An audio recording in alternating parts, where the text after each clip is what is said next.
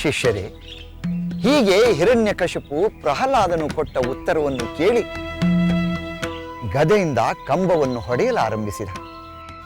ಈಗಾಗಲೇ ನಿಮಗೆ ಅವನು ಬ್ರಹ್ಮನಿಂದ ಪಡೆದ ವರದ ವಿಷಯದ ಬಗ್ಗೆ ಗೊತ್ತು. ಅದರಲ್ಲಿ ಅವನು ತನಗೆ ಯಾವ ಯಾವ ರೀತಿ ಯಾರು ಯಾರಿಂದ ಸಾವು ಬರಬಾರದೆಂದು ಕೇಳಿಕೊಂಡಿದ್ದು ಗೊತ್ತಲ್ಲವೇ? ಗೊತ್ತು ಗುರುಗಳೇ. ಅವನು ಮನುಷ್ಯರಿಂದಾಗಲಿ ಪ್ರಾಣಿಗಳಿಂದಾಗಲಿ ಅಸ್ತ್ರಶಸ್ತ್ರಗಳಿಂದಾಗಲಿ ಹಗಲಲ್ಲಾಗಲಿ ഇരുಳಲ್ಲಾಗಲಿ ಮನೆಯ ಒಳಗಾಗಲಿ ಮನೆಯ ಹೊರಗಾಗಲಿ ತನಗೆ ಸಾವು ಬರಬಾರದೆಂದು ಅವನು ಕೇಳಿಕೊಂಡಿದ್ದ. ಬ್ರಹ್ಮ ನೀಡಿದ ವರವೂ ಸತ್ಯವಾಗಬೇಕಾಗಿತ್ತು, ಅವನ ಸಂಹಾರವೂ ಆಗಬೇಕಾಗಿತ್ತು.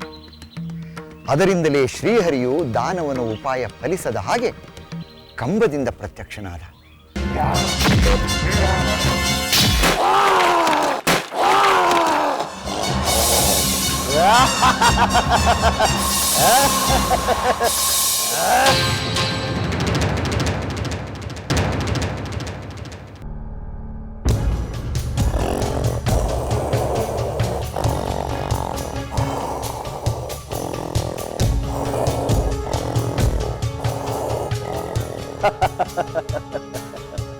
ಭಲೆ ಪ್ರಹ್ಲಾದ, ಭಲೆ. ನಿನ್ನನ್ನು ಮಗನಾಗಿ ಪಡೆದದ್ದು ಸಾರ್ಥಕವಾಯಿತು. ನನ್ನ ಕಡುವೈರಿಯನ್ನೇ ತೋರಿಸಿಬಿಟ್ಟೆಯಲ್ಲ. ಲೋಕಲೋಕಗಳಲ್ಲೂ ಹುಡುಕಿದರೂ ಸಿಗದ ಈ ಮಾಯಾವಿಯನ್ನು ನನ್ನ ಅರಮನೆಯ ಕಂಬದಲ್ಲೇ ಕಾಣುವಂತೆ ಮಾಡಿದೆ.